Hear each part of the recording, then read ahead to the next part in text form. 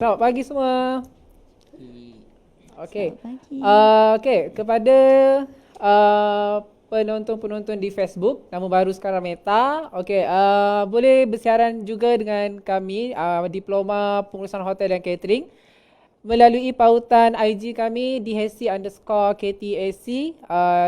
Sekiranya kalau ada pelajar-pelajar yang tak ada Meta ataupun Facebook, boleh ikuti kami di IG kami lah, IG secara live. Okay, so saya akan terangkan ataupun hari ini merupakan hari mesra pelajar untuk pelajar-pelajar semester 1 ataupun pelajar-pelajar yang akan kembali ke kampus College KTAC. Saya akan terangkan serba sedikitlah penerangan untuk berkaitan dengan program DHC ni. Okay, Hari Mesra Pelajar semester November 2021-2022. Okay, Diploma Pengurusan Hotel dan Catering, College Teknologi Antarabangsa Cybernetic. Sebelum tu, Assalamualaikum, selamat pagi penonton-penonton di IG Live dan juga di Facebook. Okay, so Hari Mesra Pelajar ini adalah yang telah ditetapkan oleh pihak DSA kepada program DHC, iaitu kita bersiaran secara langsung 1 November 2021 untuk program DHC. Okay, baru kita sahaja selesai dengan Diploma Pendidikan Awal Kanak-Kanak bersama dengan Puan Jufiza.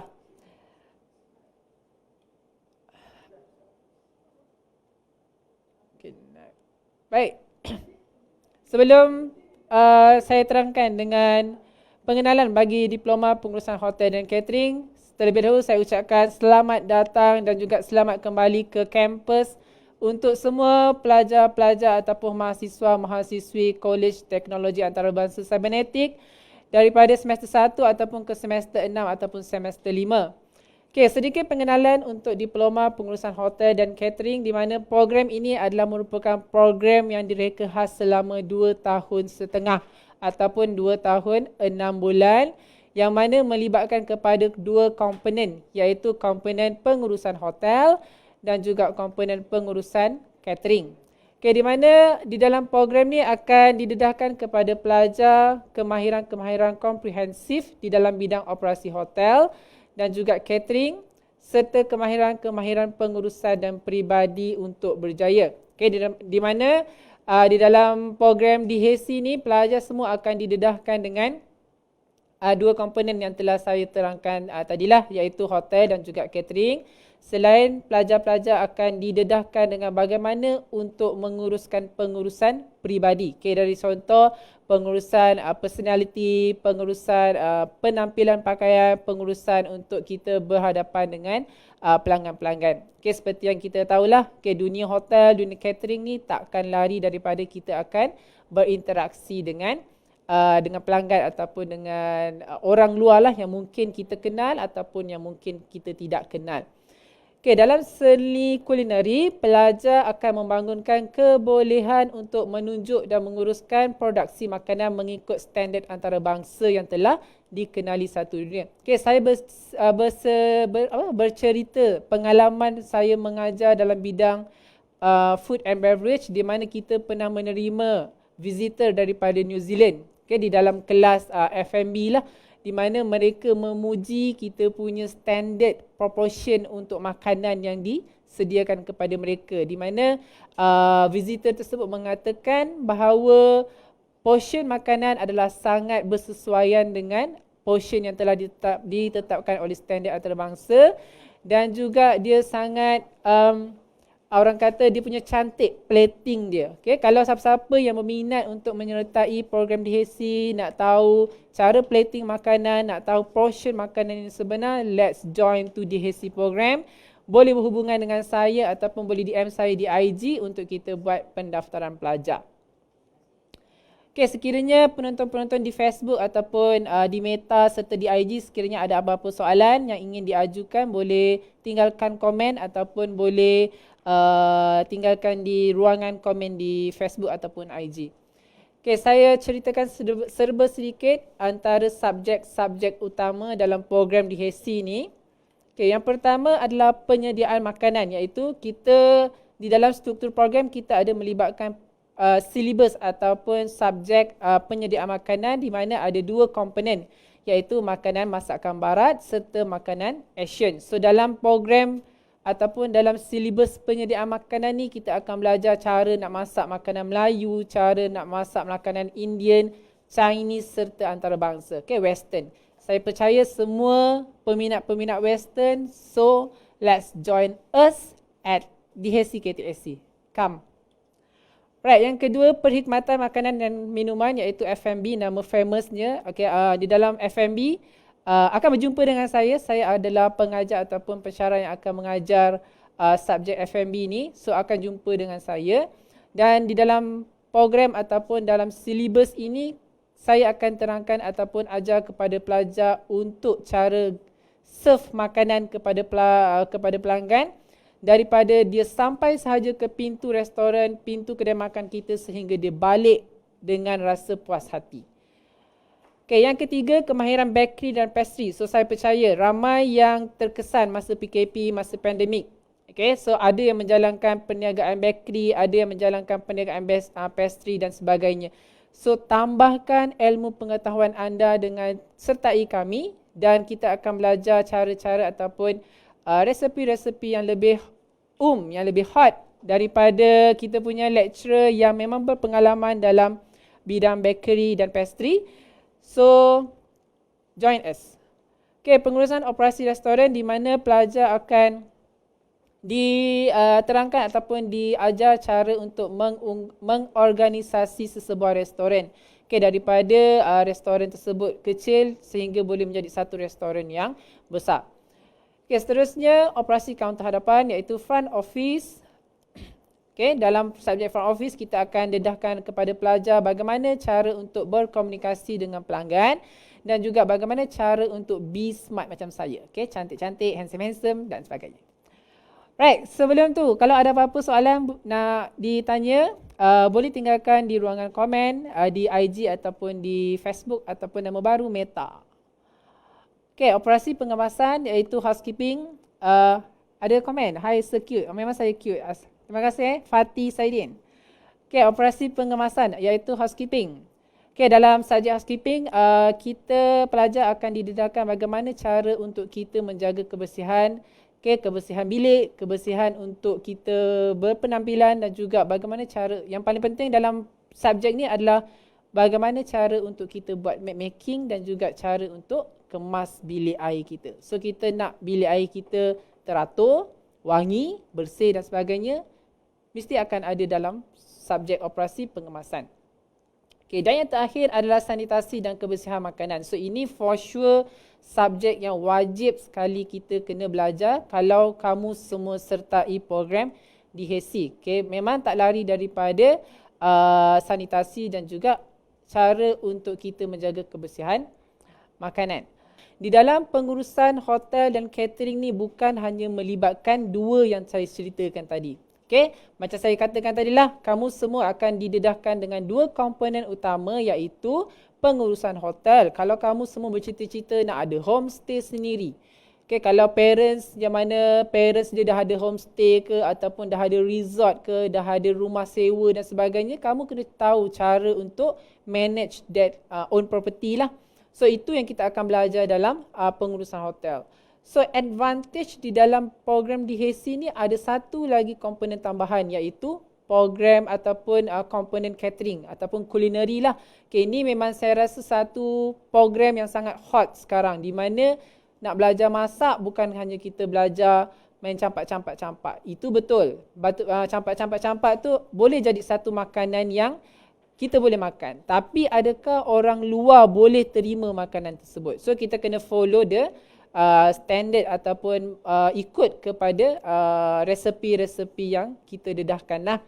Okay, yang kedua untuk diploma pengurusan hotel dan catering ni kita bukan hanya akan jadi tukang masak. Tidak. So sebentar lagi saya akan ceritakanlah beberapa prospek kerjaya yang mungkin ada parents-parents yang sedang menonton di Facebook ataupun di IG Live ataupun pelajar-pelajar yang baru masuk, yang baru saja mendaftar di program DHC, nak tahu apa peluang pekerjaan yang boleh kamu capai dalam diploma DHC ni, let's join.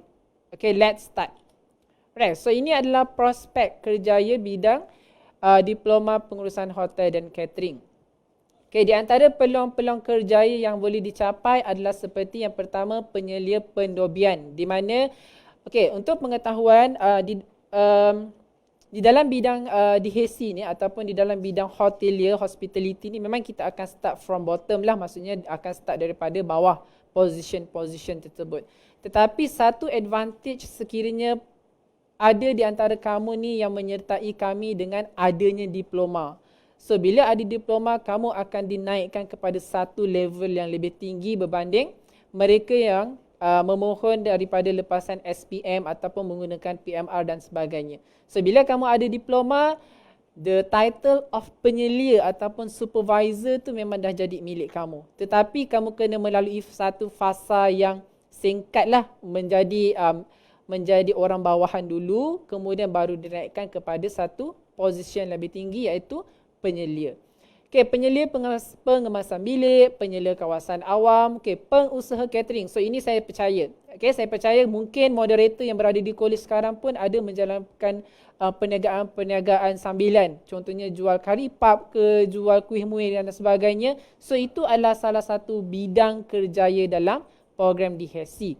Pengusaha inap desa, homestay seperti yang saya katakan tadi. Kalau ada pelajar-pelajar di sini yang sedang menonton dan ikuti kami di IG, yang bercita-cita nak ada homestay sendiri, nak ada resort sendiri, nak ada hotel sendiri dan sebagainya, so kena tambahkan pengetahuan anda dengan sertai kami di program di HESI.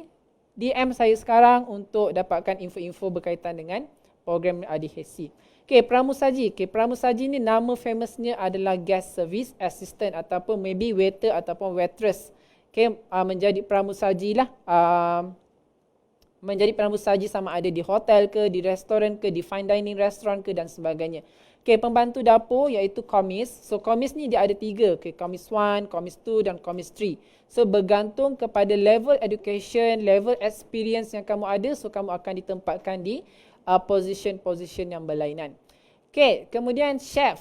Ini memang stigma yang memang sudah melekat lah dalam minda kita. Kalau masuk sahaja hotel catering memang akan jadi chef. So, betul. Itu adalah salah satu prospek peluang kerjaya yang kamu boleh dapat dalam program ni. Kemudian penyedia roti dan pastry. Mungkin ada pelajar-pelajar yang minat nak jadi tukang buat kek, tukang icing kek dan sebagainya. So, kamu kena ada satu resepi yang berpatutan ataupun satu penunjuk ajar lah bagaimana cara untuk kita pastikan kek yang dimakan oleh customer kita tu kek yang sedap, kek yang gebu, kek yang lembut dan sebagainya. So, kena masuk program ni. Kemudian salah satu prospek kerjaya dalam bidang di HESI adalah penyedia roti dan pastry. Fatih Saidin kata tukang buat sos. Betul, tu pun salah satu daripada prospek kerjaya yang boleh kamu capai lah daripada program di HESI ni. Kemudian pensyarah bidang hospitality. Ini seperti saya lah.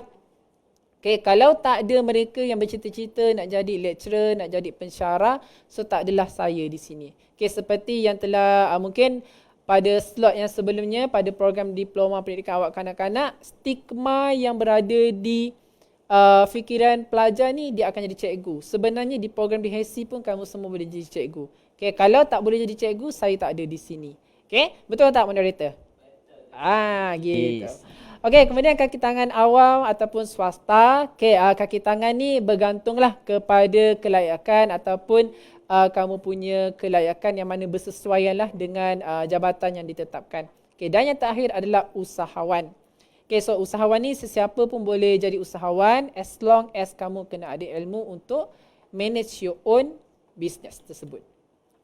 So dalam merelaksasikan pendidikan ataupun silibus-silibus yang berada di dalam program di HESI ni, ada beberapa lah orang tenaga pengajar yang terlibat dalam program di HESI ni, yang mana diketuai oleh saya sendiri, Encik Muhammad Hafiz bin Muhammad Saleh selaku ketua program di HESI. So, seperti yang boleh dilihat di skrin ataupun di Android ataupun di tablet masing-masing, itu adalah saya punya level pendidikan dan juga nombor telefon. Kemudian kita dibantu oleh ataupun tenaga pengajar kedua, Puan Siti Nakuya binti Mak Nasir. Puan Siti Nakuya ni sangat sangat mahir dalam bidang bakery dan pastry. So kalau kamu semua nak dapatkan resepi-resepi buat kek, buat pastry dan yang lebih sedap dan sebagainya, boleh jumpa dengan Puan Akuya, masuk kepada kami. Okey, seterusnya kita ada tenaga pengajar yang ketiga iaitu Cik Muhammad Faizal bin Syafi'i. Okey, Cik Faizal ni ekspertisnya adalah dalam bidang ataupun dalam western dan juga Asian cooking lah. Okay, di mana kami bertiga ni ada ekspertis masing-masing lah. Kalau macam saya, ekspertis dalam bidang F&B dan juga bidang-bidang perhotelan seperti front office, housekeeping, marketing, itu ekspertis saya. So, kalau Puan Siti Nakuya, ekspertis dia dalam bidang bakery dan pastry. Dan Cik Faizal ni ekspertis di dalam seperti yang saya nyatakan tadi dalam western dan juga Asian hot cooking. Okay, bagaimana cara untuk pelajar-pelajar baru yang mendaftar di Kolej KTSC di bawah program DHC nak berhubungan dengan kami? Boleh berhubungan dengan kami melalui WhatsApp ataupun melalui telefon dan Telegram. Hanya pada waktu pejabat, tetapi ini hanya yang dipaparkan sahaja. Okay, pensyarah-pensyarah di DHC sentiasa melayan anda 24 jam. Okay, kalau tak percaya boleh tanya siapa-siapa yang berada di ruangan komen ni. Okay, Hai Kushairi, handsome sir. Alhamdulillah, terima kasih. Okay, ini adalah struktur program co-curriculum DHC di mana keseluruhan subjek yang perlu pelajar lengkapkan sepanjang 2 tahun 6 bulan di program DHC KTAC ini adalah sebanyak 31 subjek di mana total credit hour-nya adalah 93. Okay, di mana kalau kamu nak convo dengan berjaya, nak dapatkan satu scroll diploma yang lengkap, kamu kena complete 93 jam kredit. Tak boleh kurang, tetapi boleh lebih daripada itu. Okay, so kita pecahkan kepada 5 semester lah. Semester 1, semester 2, 3, 4 dan 5. So seperti yang terpapar di skrin masing-masing, lebih kurang ada 6 ke 7 subjek lah untuk setiap semester. Okay, yang mana yang di-highlightkan kuning tu adalah subjek-subjek yang melibatkan subjek-subjek general seperti IT, MPU, moral, pendidikan Islam dan juga melibatkan subjek-subjek core di dalam program DHC ni. Okay, contohnya macam baking, menu planning, housekeeping, F&B dan sebagainya. Okay, so saya pesan kepada semua pelajar-pelajar baru yang menonton, kalau nak dapat diploma daripada KTSC di dalam program DHC ni, pastikan mencapai kepada 93 jam kredit. Okay, boleh lebih daripada itu tetapi tidak boleh kurang walaupun 1 jam kredit pun. Okay, kalau kurang 1, kamu tak layaklah untuk mendapat diploma. So macam mana nak capai kepada 93 ni? Nanti dalam kelas boleh tanya kepada saya, boleh tanya kepada Madam Kuya, boleh tanya kepada Sir Faizal. Okay, so untuk semester yang baru buka pada hari ini bermula 1 November 2021 sehingga ke Mac 2022. So ini adalah kalender akademik yang mana pelajar-pelajar boleh tahulah cuti-cuti umum ataupun bila akan berlakunya peperiksaan akhir ataupun cuti pertengahan dan sebagainya. Okay, di mana kalau kita tengok pada week yang pertama akan ada satu cuti am ataupun cuti public holiday iaitu Deepavali. So saya ucapkan selamat menyambut hari Deepavali kepada semua yang beragama Hindu. Mungkin yang ada di penonton-penonton di Facebook ataupun di IG Live yang beragama Hindu. Selamat Hari Raya. Maaf zahir batin. Okay, so kemudian di dalam kalender akademik ni kamu semua akan tahulah cuti-cuti dan juga bila akan berlakunya final exam, bila akan berlakunya cuti-cuti yang melibatkan kepada yang diberikan oleh federal lah ataupun persekutuan. Okay, so dekat bawah tu dia ada tulislah untuk pada ruangan yang di-highlightkan hijau tu, club registration, school induction tu akan berlaku pada 1 November iaitu hari inilah selama 1 ke 2 hari. Okay, kemudian lecture akan berlaku selama 8 week untuk midterm yang pertama ataupun untuk pertengahan pertengahan yang pertama lah iaitu bermula daripada 2 November sehingga 24 Disember. Kemudian pelajar-pelajar akan dicutikan selama 1 minggu ataupun dikenali sebagai midterm break iaitu daripada 27 Disember sehingga ke 3 Januari. Kemudian kita sambung lagi dengan 6 minggu untuk pertengahan semester yang kedua bermula 3 Januari sehingga 10 Februari. Kemudian study week 14 hingga 20 Februari. Okay, study week ni adalah minggu untuk pelajar-pelajar mempergiatkan ulang kaji dengan pensyarah, bukan untuk bercuti. Okay.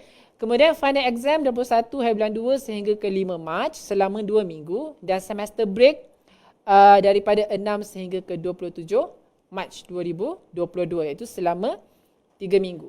Okay, so ada satu soalan di IG Live DHC. Okay, saya Nur Azmira, pelajar baru tapi saya tak dapat hadir 6 hari bulan 11 sebab saya tengah kuarantin. Okay, boleh, tak ada masalah. Okay, sekiranya pelajar-pelajar yang ada menghadapi kesukaran untuk kembali ke college ataupun ada kegusaran daripada keluarga untuk membenarkan pelajar-pelajar kembali ke college, boleh buat satu surat rasmi kepada ketua program. Kemudian WhatsAppkan surat tersebut kepada saya untuk didokumentasikanlah ataupun disimpan kepada saya untuk saya tahulah pelajar tersebut hadir ataupun tidak hadir secara bersemuka. Okey. Kalau siapa penama ni? Bundle_Mia.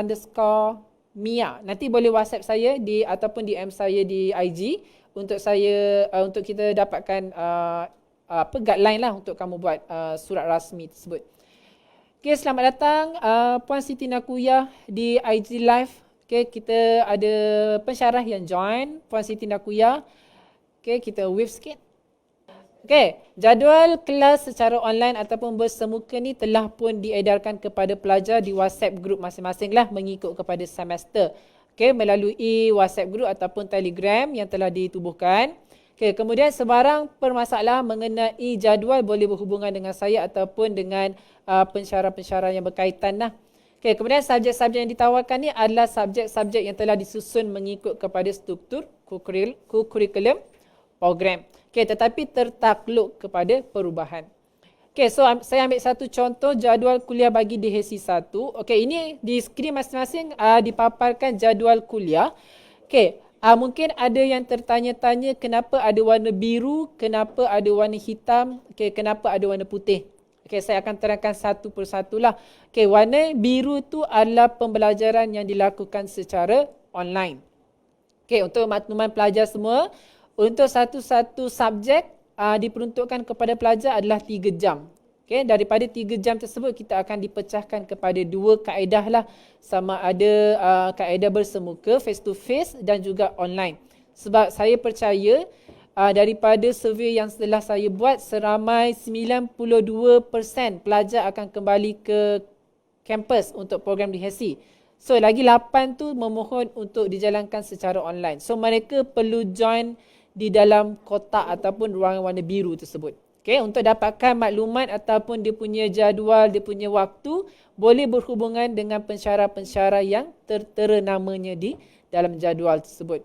Okay, yang warna hitam tu adalah Jumaat. Kita bagi ruangan kepada kaum-kaum Adam untuk ke masjid untuk solat Jumaat. Sebab tu dihitamkan iaitu menandakan waktu rehat lah. Okay, so saya ambil satu contoh sahajalah. So kalau ada apa-apa lagi yang nak ditanya nanti, boleh berhubungan dengan saya di IG ataupun di WhatsApp.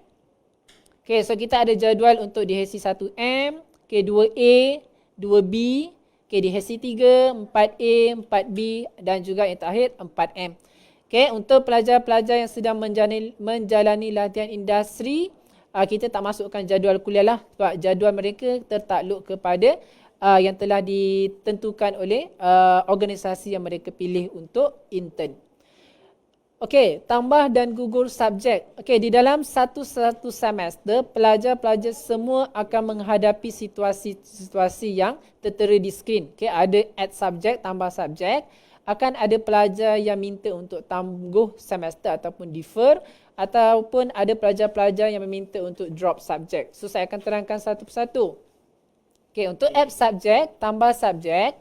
Okay, pelajar yang gagal subjek perlu repeat, mengulang subjek segera. Maksudnya kalau bila dah keluar keputusan untuk peperiksaan semasa, kalau ada yang ditulis kat situ fail ataupun yang perlu diulang, so maksudnya pelajar tersebut kena ulang baliklah subjek tersebut. Okay, kemudian tangguh semester sekiranya pelajar-pelajar yang ada masalah-masalah yang tidak dapat dielakkan, so pelajar-pelajar boleh untuk memohon bagi tangguh semester dengan kebenaran ataupun dengan keizinan dan juga persetujuan daripada ketua program. Okay, kemudian drop subjek, pelajar-pelajar akan di-addkan subjek-subjek yang telah diperuntukkan untuk satu-satu semester dan semester carry forward akan dibawa ke semester hadapan subjek yang digugurkan tersebut. Okey, untuk setakat ni ada apa-apa soalan tak di ruangan Facebook ataupun di IG? Setakat ni di IG tak ada soalan. Di Facebook ada tak? Sama juga setakat ni tiada Setakat lagi ni tak soalan. ada Semua saya Alhamdulillah, rasa bagus. semua student-student DSC Student ni semua ni gempak lah memang, saya. Semuanya dah faham-faham Semua belaka, semua eh? senang faham lah saya. Semuanya senang faham dengan Alhamdulillah. penjelasan yang saya terangkan. Alhamdulillah. Ya, Betul, betul. Okey, so saya teruskan mungkin maybe yang terakhir kot. Next. Okey. Okey, so ini sijil dekan bagi pelajar cemerlang semester. Okey. Di dalam satu-satu semester, kita akan meraihkan pelajar-pelajar cemerlang dengan kita memberikan satu sertifikat yang dinamakan sebagai sijil dekan kepada pelajar-pelajar yang mendapat pointer 3.5 ke atas. Okay, pelajar-pelajar yang mendapat keputusan CGPA 3.5 ke atas, kita akan berikan dengan sijil dekan yang mana sijil dekan ni perlu dikumpul oleh pelajar daripada semester 1 sehingga ke semester yang terakhir sebagai satu nilai tambah kepada mereka untuk mencari pekerjaan kelak. Okay, boleh berhubungan dengan ketua program untuk mendapatkan sijil dekan tersebut. Kemudian sijil dekan boleh dituntut daripada ketua program masing-masing. So kalau dengan program DHC boleh tuntut dengan saya lah untuk dapatkan sijil dekan. Tapi dengan syarat mesti pointer 3.5 ke atas. Yang bawah daripada itu dikatakan cemerlang juga tetapi tidak diberikan sijil dekan lah. Okay, tapi masih boleh berusaha untuk semester-semester seterusnya. Okay, kemudian untuk latihan industri iaitu akan berlaku pada semester yang terakhir di dalam program DHC iaitu semester 5. Okay, di mana pelajar-pelajar akan ditempatkan di organisasi-organisasi yang dipilih untuk menjalani latihan industri selama lebih kurang 4 ke 5 bulan lah. Okay, selama 16 minggu. Okay, so antara dokumen-dokumen dia seperti yang dipaparkan di skrin masing-masing di mana prosesnya akan bermula dengan proses penghantaran surat LI dan dokumen kepada penyelia-penyelia LI ataupun pensyarah-pensyarah yang dilantik. Okay, kamu semua akan ditempatkan di zon masing-masing ataupun akan ditempatkan di zon yang telah kamu memohon lah. Kemudian dokumen-dokumen tersebut akan dihantar untuk diproses oleh ketua program. Kemudian penyediaan dokumen-dokumen ni perlu disediakan oleh pelajar-pelajar iaitu surat aku janji pelajar, borang pengesahan ibu bapa, borang maklumat pelajar, borang pilihan hotel serta cover letter dan juga resume. Okay, akan disediakan kepada pelajar-pelajar yang nak pergi ke latihan industri juga adalah senarai kursus lulus iaitu perlu didapatkan daripada jabatan DAA, kemudian dicetak surat yang diberikan tersebut untuk dilampirkan kepada permohonan yang kamu akan buat kepada organisasi yang kamu pilih nanti.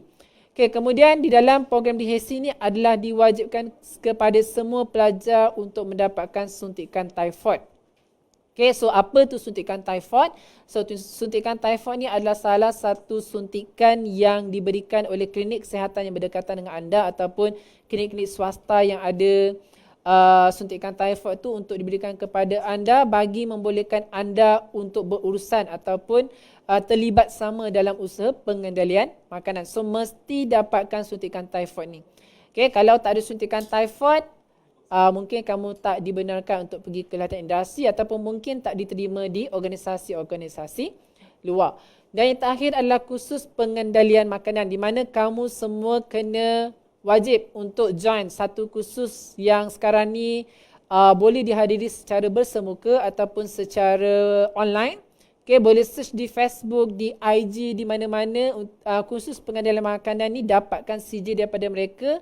So sijil tersebut mesti dilampirkan semasa kamu nak buat permohonan untuk latihan industri. Okay, so tiada soalan, tiada Okay, Alhamdulillah tak ada apa-apa soalan yang ingin ditanya. Semuanya faham dengan penerangan yang saya sampaikan. So ini yang terakhir. Okay, sekiranya pelajar-pelajar ada apa-apa yang ingin ditanya yang berkaitan dengan DAA, yang berkaitan dengan bursary ataupun yuran dan sebagainya, boleh berhubungan dengan nombor-nombor yang diterterakan di dalam slide yang dipaparkan dalam slide tersebutlah.